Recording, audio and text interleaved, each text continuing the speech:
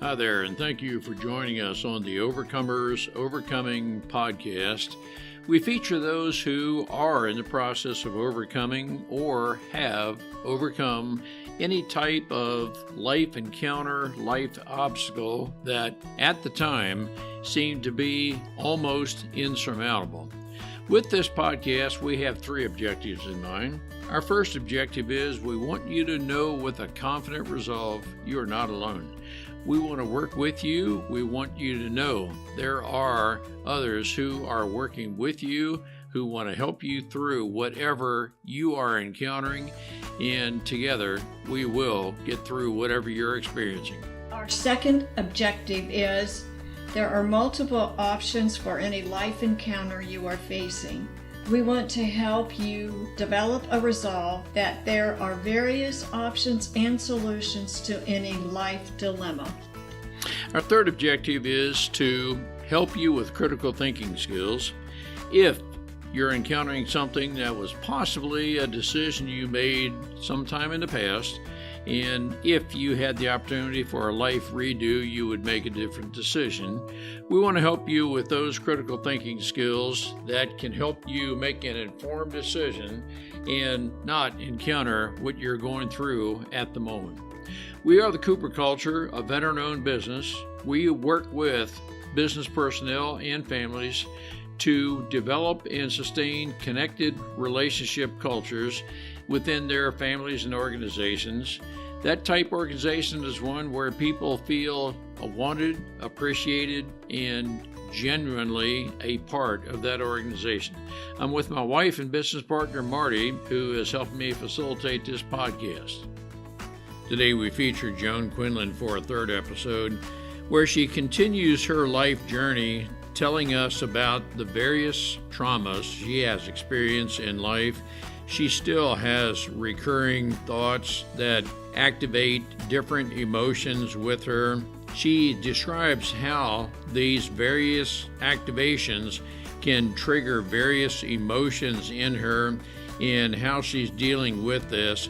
Her story can help us as we are working with others to deal with traumas and various emotions they are working with, and we can help them work through. Marty, what are some takeaways we learned from Joan in this third episode? Ron, as Joan explains the trauma that she has been through and how she has come through it, she has a passion, you can hear it in her voice, to help anyone that has experienced the same thing that she has, and how she has the desire to help that person through the trauma. It's a great life lesson learned, because there are people going through trauma, but they won't express it to you until we have gained their trust to have them feel free to express their life with us. Let's listen and learn together. Joan, it is great to have you back with us. You have some very unique life experiences, and when I say unique, I mean they're probably unique in the context of personal trauma, and some things you have overcome, you are overcoming, and you might even say that overcoming trauma is a life journey. But our listeners are going to be very interested in just some whatever you feel you want to share about trauma. Maybe even start out with a definition of trauma so that the listeners are mentally in tune with you. But Joan, great to have you back with us. My tongue got twisted. Ron and Marty, I am so delighted to be back and talking about this.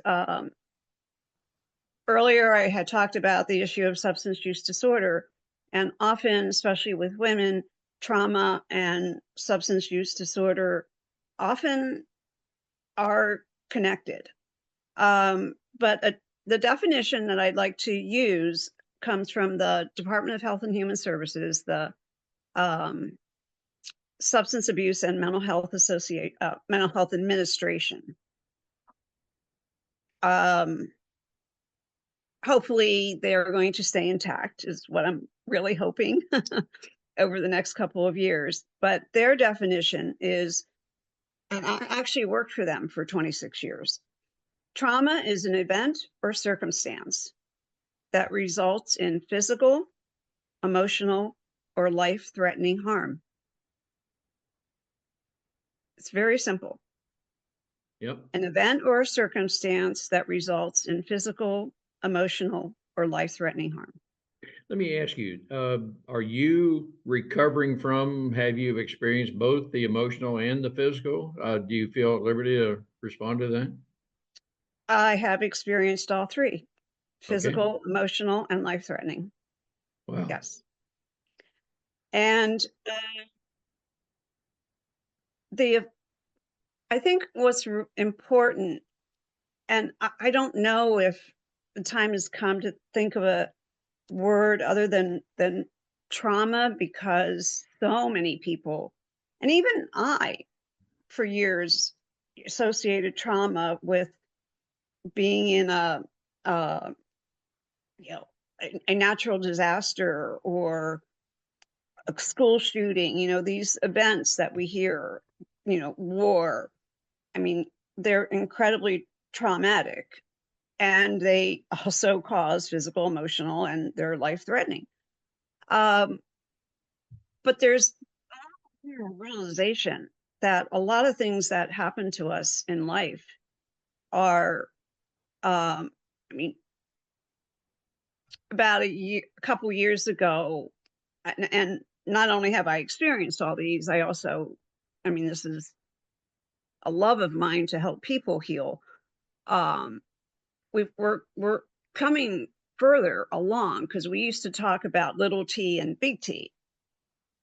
Big T being those, natural disaster, catastrophic events, 9/11, and little t being um, loss, grief, or, well, death of a loved one, bullying, emotional, physical, sexual abuse. Oh my goodness, I can go on and on. Um, Childhood neglect is a huge one, and there's just so many of them, and so many, including me, so many of us, and I started experiencing trauma, abuse. So when I talk about trauma, I'm kind of incorporating grief, loss, and abuse in it as well. And I experienced sexual abuse by my brother when I was like 4. And and I've had, and this is another kind of, like maybe little, it's not a little t, but it's in the traumatic, um when I guess it's in the traumatic, it all relates, it's all traumatic, I guess is what I can say. um when these unexpected and harmful life events happen to us, there's, some of us that just say, okay, stuff the emotions, stuff the pain, and just keep moving forward. Be resilient, be strong.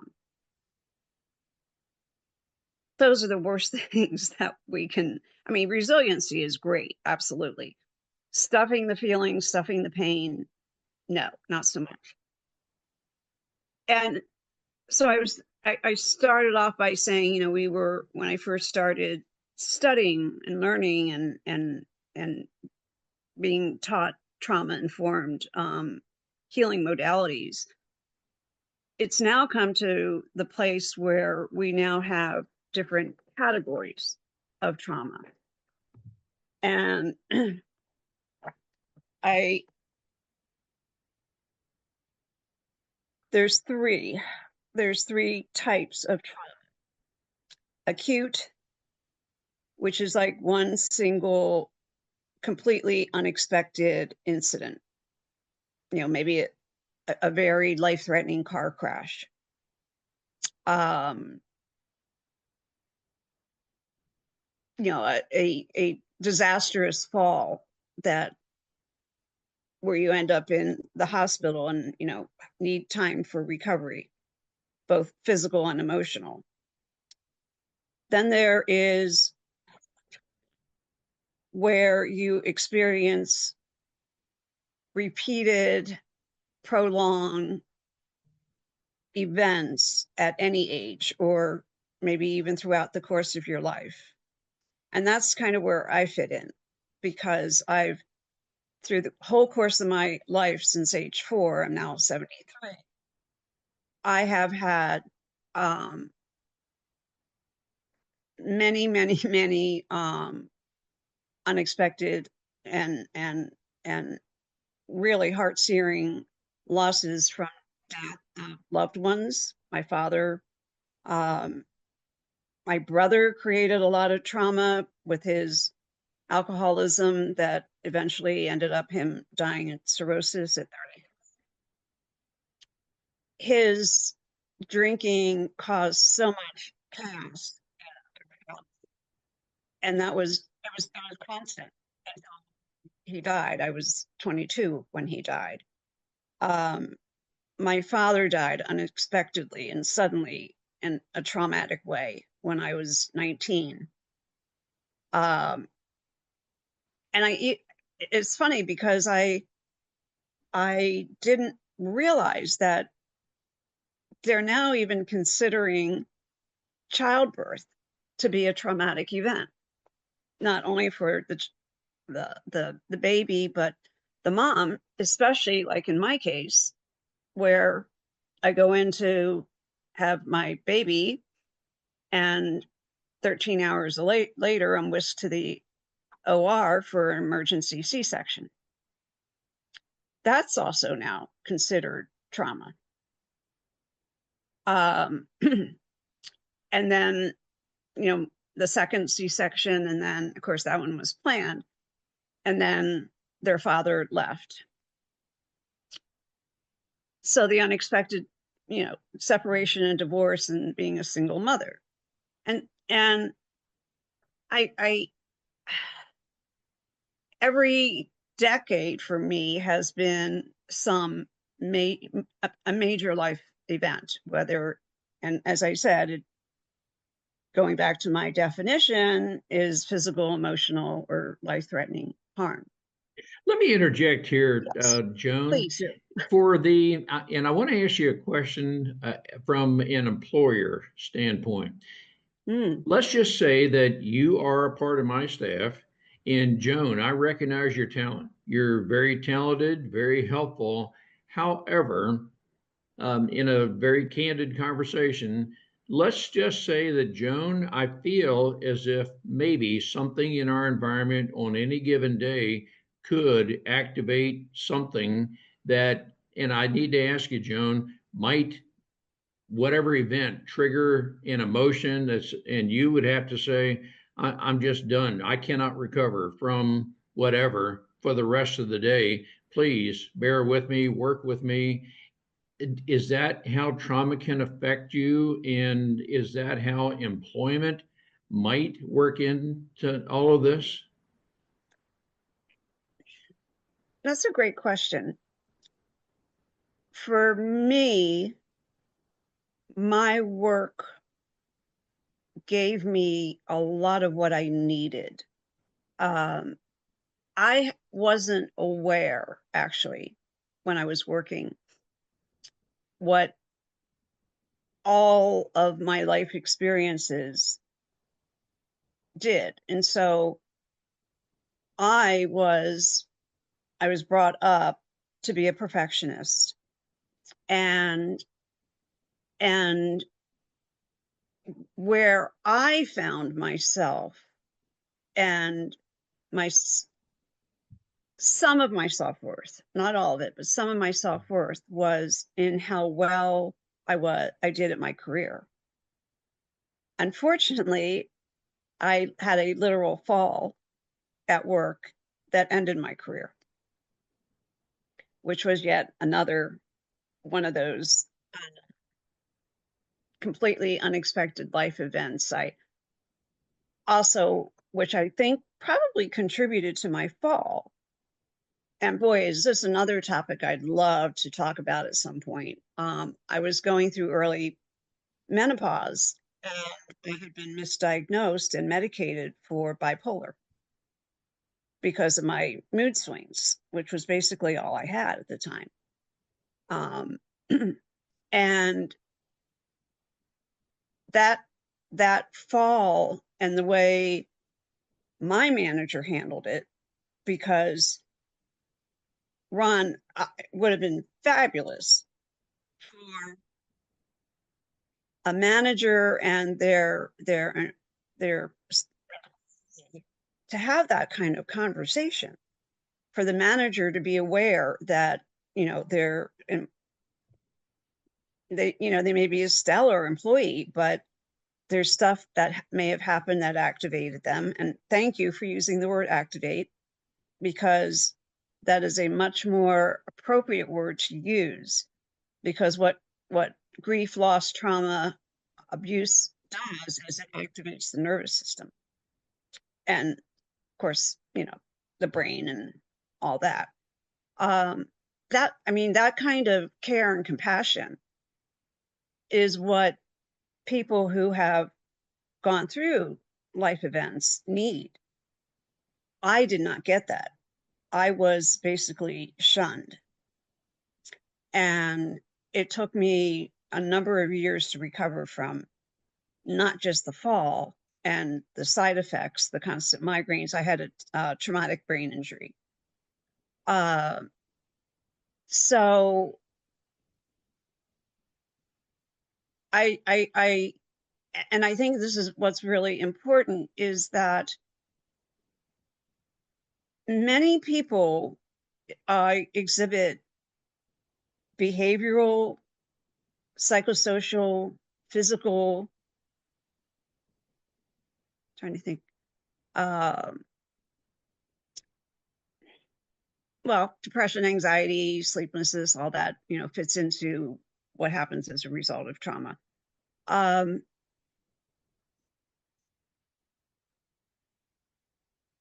It would have helped me tremendously to have had that kind of support from my workplace.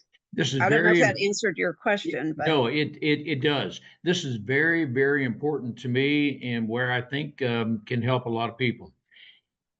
I want to ask you, and it is in the context of care and compassion. Was your fall, in hindsight, very preventable? And I have no intention of blaming anybody, anything of that nature. Where I'm coming from with that question, Joan, if I am a caring, compassionate person, Joan is very valuable to my company. I need to adapt in whatever needs to be done. Not, well, let's not to give you special preference, but I choose to adapt too. And if I know of these kinds of things, I want to be conscious enough to walk around in, gosh, are there any tripping hazards, anything like that? And I want to be very conscious of Joan, who may be subject to, and I'm not even sure I'm asking her that I'm being all inclusive with my question, except I want to be very caring and compassionate, not blaming, but I just know that different things could happen. And I want to have the right culture, the right environment for Joan to be able to function at her best. That really is where I'm trying to come from, Joan. Was your fall, in hindsight, preventable? my fall was definitely preventable. Um, Real kind of short, try to make it as short as I can. Uh, our office, we had a fairly large office with cubbies in the middle and offices around the perimeter. And I became aware, I mean, I was working for the public health service, and I very much into prevention, as you know. And so I became aware that our staff were getting sick a lot, calling in sick a lot. And I realized that I'd been there 10 in that building. In that building, I think 10 or 11 years. Our offices, the rugs had never been cleaned. And I don't even know when it had been painted. And so I started getting on my little soapbox to the higher up, saying, we've got to get this office clean because it's a sick environment. What happened is, yes, they renegotiated the lease. We got new carpeting, we got painted. They had to tear all the cubbies down. Those of us in offices had to move everything out. What they didn't do was make an allowance to store all the boxes. And in between my office and my deputy's office was a little wall, and they had stacked boxes. I mean, we had boxes. I mean, it didn't occur to me at the time, but I mean, it was definitely an accident waiting to happen for someone. And a box had fallen in my doorway, and that particular morning, I actually had a meeting agenda in my hand and my cup of tea in the other hand. I did not see that box. And I don't understand the physics of it. Fallen into the box, but I actually flew over the box, hit my secretary's countertop with my head. It turned me around and I landed on top of all the boxes that were stored under her countertop. So yes, it was 100% preventable had I or one of the other managers gone around and said, this is dangerous. But we were just so busy getting our work done.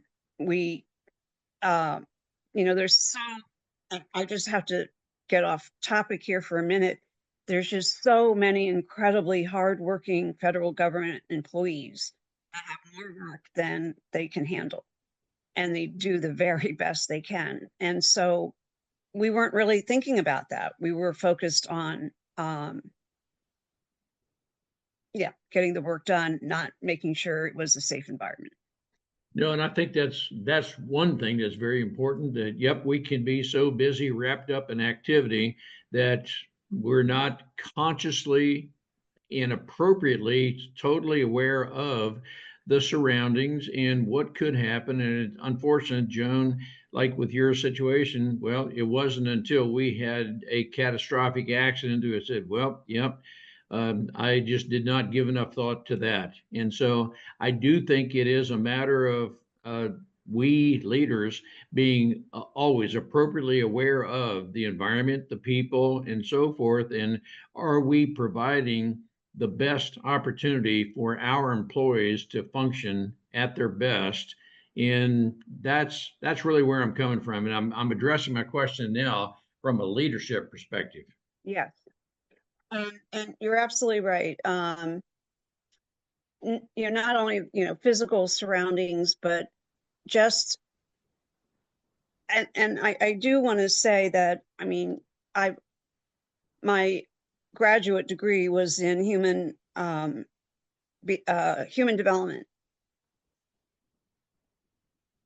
Human development education. And so for me, as a manager, I without prying or anything like that, I was just always open to hearing what was going on with, with my staff, because I knew that would influence their work, and tried to create, the safe spaces for them. But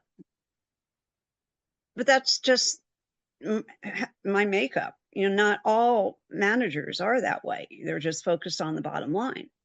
And well, if that person can't cut it, we'll find someone else, even though that may be the best person for the job. So, this whole issue of, and it comes back down to care and compassion of, as leaders and managers and influencers, of helping people understand that we have no idea what may be going on with someone. I mean, actually, I didn't even realize that I was in my 40s when that happened. I hadn't realized how much accumulated trauma and abuse and grief and et cetera that I had experienced.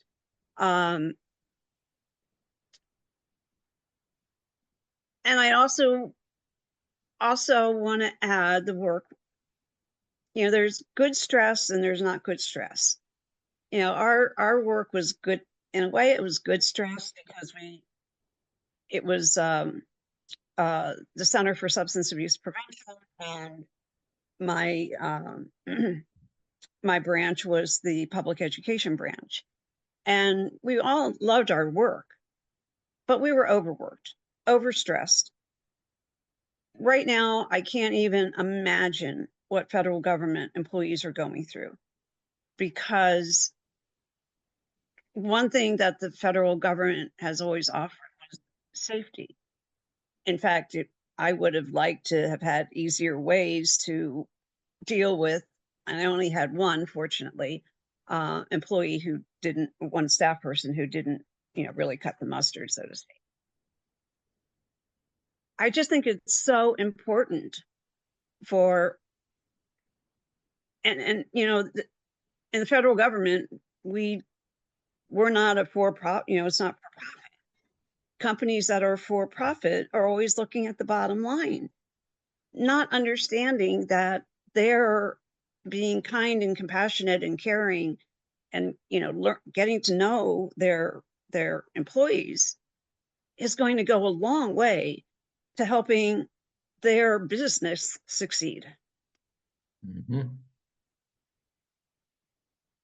But I'm a believer, Joan, that when the people and processes are in place, the profits will follow if you're in a for-profit organization. And we as leaders need to be very aware of productivity and, okay, what is legitimately an overload? And well, you're just, and now we weigh that with, are you trained well to do the work you're doing? Yes. Or if you're being asked to do, let's just pick some numbers, 13 hours of work in a day within 8 hours, Mm-hmm. that's stress. And you're, after a while, well, and on any given day, you're going to take that stress home. And then Absolutely. when you're stressed out to work at home, you're going to bring that stress into the workplace. And I'm a believer as a leader that I know there's a continuum between home and the workplace. And so I want to be available to each. And we've got to be aware of any stress that's happening in the workplace could be happening at home. And if I'm aware of, and here I'm going to take the topic in a little bit different direction, if I have created a psychologically safe workspace, which I hope I have, you will feel free to tell me, well, Ron, tell you what, I've got this happening in the house, and say, I know, okay, work, home, a continuum. I'll never pry into your life, Joan, but I do want to be available to you to help you work through this, because I know the interaction of work and home, and I want to be available to you without prying into your personal life. Well said. And so, but I do think it's incumbent on us leaders to be very, very aware of people. Joan, I think you are experiencing the invisible scars of trauma, and Correct. there's nothing, well, quote, I mean, as we're looking at you right now, there's nothing visible, but it's all invisible. And you may have some visible, but anyway, my point is, we as leaders, effective leaders, need to be very aware of what are some of the signs of, and have I created a culture to where we can discuss this very openly, freely, and your job is not at risk for anything you say. I want to create a good environment for you because I know the better the environment, the more productive you'll be. And so that's a lot of what I'm saying, Joan. I'm on your train, Ron. And so for a person who is experiencing some sort of trauma, maybe experiencing something of what you're describing, but they do not feel they have the right home environment, the right work environment, and so forth to even discuss this, would you be an advocate of saying you got to find someone who will listen to you? And how would a person get out of the rut, so to speak? And I'm not sure I'm using the right terms. Um, Again, another really good question. You ask such good questions. I think the very first is awareness that some of the symptoms that you're experiencing could be depression, anxiety, sleeplessness, pain, and I'm talking physical pain. There's the emotional pain as well. Um, Sleeplessness, depression, what other things? Agitation, trouble regulating emotions is a big one. People have experienced grief, loss, trauma, abuse. They're emotionally dysregulated. Uh, Migraines, gastrointestinal issues. I mean, I could just go on and on about the looking at yourself, and especially if you're, go to a doctor and they really can't find any, physical reason for it.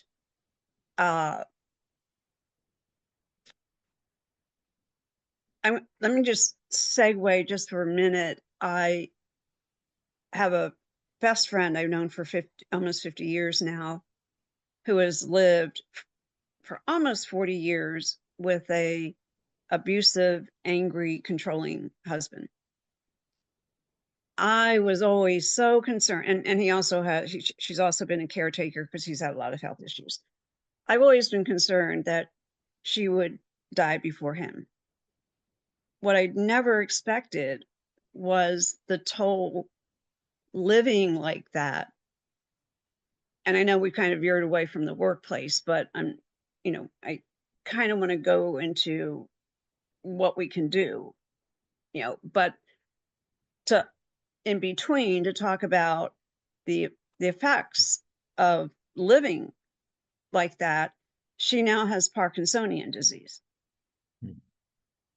It never occurred to me that it would affect her neurologically, and yet her brain scan does not show that she has Parkinson's, which is why it's called Parkinsonian disease.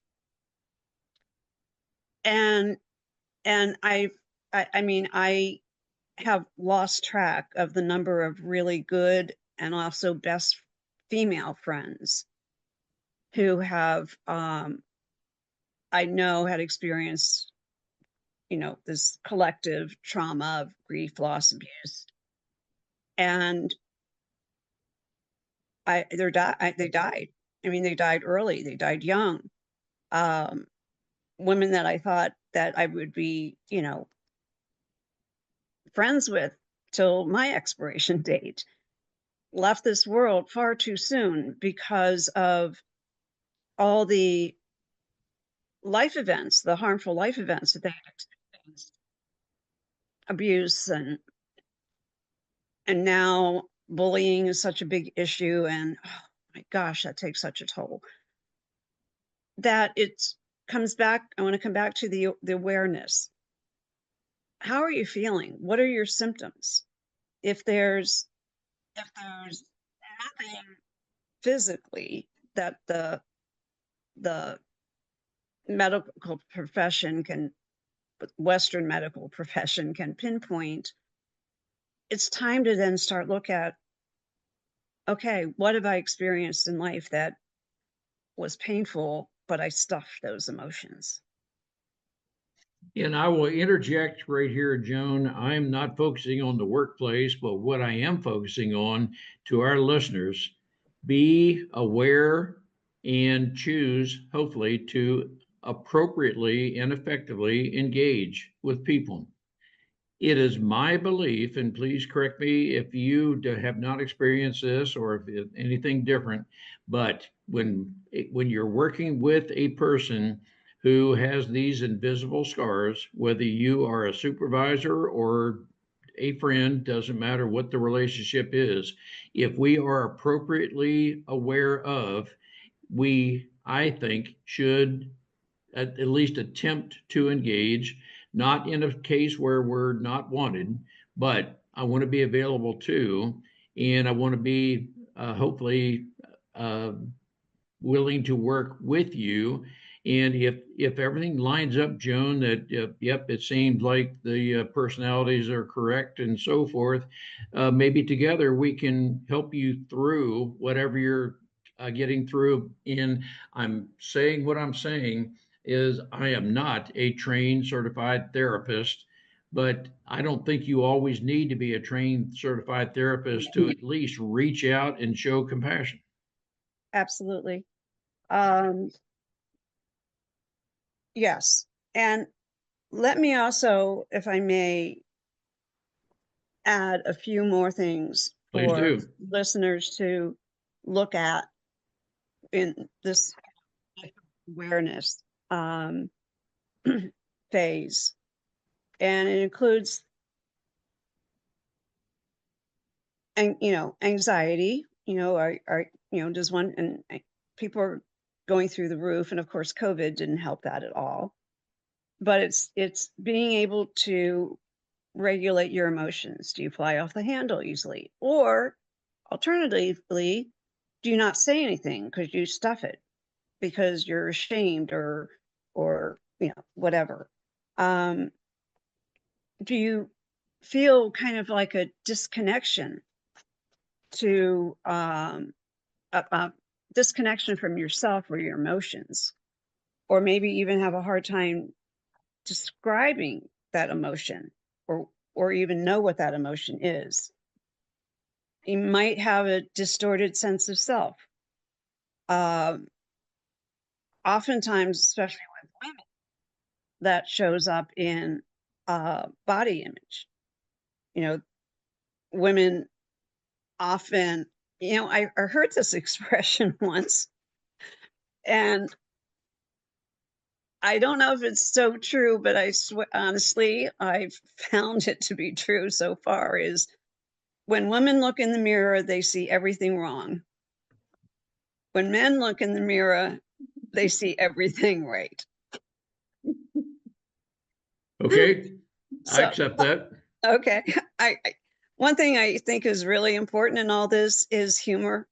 I mean, it's the ability to laugh is such great medicine. But let me, if I can just go through a few more. Sure. Do you have memory lapses? Oh, certainly. Periodically we do. Well, for me, because of what happened when I was 4 and 5 with my brother, I have so few memories of childhood, of elementary school, of high school. I mean, I have gotten to the point now where I'm not going to go to any more reunions because they're talking about things that happened that I had no idea. I don't remember. I mean, my kids are always saying, and when I say kids, they're now 49 and 51, but they're always like, Mom, don't you remember when blah, blah, blah? And, I sometimes say, well, you know what it is when, how it is when you get to be my age. But, and sometimes I just sort of shake my head. And other times I say, t- tell me, tell me a little more about it. um, Constantly being on alert. And, and that's like right now, because of a traumatic incident I had a little over a year ago, and the way I've healed, I've been falling a lot. So I am now constantly on alert to not, to uh, avoid that. Disassociation, uh, trouble sleeping, having nightmares, having difficulty in relationships, low self-esteem, headaches, upset stomach, chronic illness. I mean, that's a pretty good list to look at and start to think about. I mean, for me, when I started really getting into this, trauma arena, it became so clear to me how much work I still needed to do. I had done a lot, especially after my fall at work, and the way my manager handled it, which was absolutely 100% opposite of what we were talking about earlier. And and my healing, and you're absolutely right when you said this is a lifelong journey. My healing came about through all of the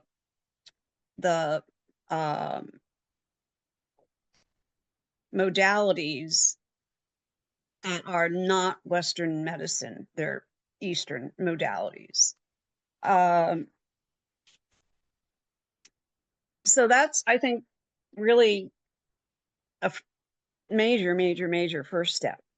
I wanted to also mention 2 seminal books that I highly encourage your listeners to consider. I mean, there's a lot of books out on trauma, but the 2 excellent ones are The Body Keeps the Score, Brain, Mind, and Body in the Healing of Trauma, by Bessel, that's Bessel, Van der Kolk, MD, who's a psychiatrist. And it again is one of the seminal works. And then the other is Waking the Tiger, Healing Trauma, by Peter Levine. And start first becoming aware and seeing, are these symptoms you're having? And, in our society, there's just such a need to stuff our emotions, to not show our emotions, to be strong. It's still the old pull up the bootstraps and keep moving forward. And, that's all great and fine. However, and the interesting thing about it is that trauma transmits through Transcends. DNA for 12 generations. Yep. 12 generations. So for me, it was really important to break the cycle of that, in spite of, the things I've experienced, and to not only heal myself, but also to hopefully change that DNA from carrying forward with my grandchildren. Yep. I think I totally understand what you're saying, Joan. And on behalf of our listeners, I want to thank you for being so willing to share a lot of a painful part of your life. But I want to encourage our listeners to engage compassionately, with understanding, with a grateful heart, those who are experiencing some things that maybe we are not. But if I am interpreting you correctly, if we have the right compassion, the right understanding, we can help people possibly overcome, albeit it's a life journey, but at least a better cope with, and hopefully I'm using the right terms, the different things in life that are causing various adverse activations. But Joan, thank you so much for sharing with us. And we do understand and appreciate the life journey you are on. And we do thank you so much for being willing to share. Well, thank you, Ron. I would love to go. We have no time now, but I know we're running out of time. There are so many. What I want to offer, though, your listeners is the first awareness piece, and then what you do with it, because there are so many wonderful ways, and often somatic work is what's important. And there's now a lot of different therapeutic modalities that are successfully helping people to allow themselves to feel the pain, to work through it and move forward with their life. So I really, really, really, really wanted to end on that hopeful note as well. It's educational, but it's also hopeful, because I really firmly believe that all we all want to do is just live the best life we can. Great. Joan, thank you so much. And we will look into another episode of just how we can discover the various modalities of helping people through a life journey, but always improving. I would love that. And again, I love to work with people and help people. I mean, basically, I really feel one of my missions in life is to help people heal and grow and move forward through pain, and actually, have a life that is far different than they were experiencing prior to that. Thank you so much for sharing, Joan. We'll be back with you. Okay. Thanks, Ron. We appreciate having the opportunity to share our and our guests' life's experiences with you. The Cooper culture advances organizations to achieve and sustain high retention rates, connected communication, and trust through personality insights and principled leadership. You can contact us at our website, thecooperculture.com, and you can contact us directly at ron@thecooperculture.com or Marty, MARTY, at thecooperculture.com. We work with you to help assess aspects of your culture to advance the environment and people to their best performance. We do that through our staff of certified personal performance coaches, leadership trainers, keynote speakers, and DISC personality behavior experts. You can book a speaking engagement directly through our website by contacting us at ron@thecooperculture.com. We look forward to sharing our life experiences with you, some of which are profound, some of which are pretty funny. Some of those life experiences are ones we'll never do that again because we've been through stuff. We truly look forward to working with you, speaking with you, helping advance you in any way that we can.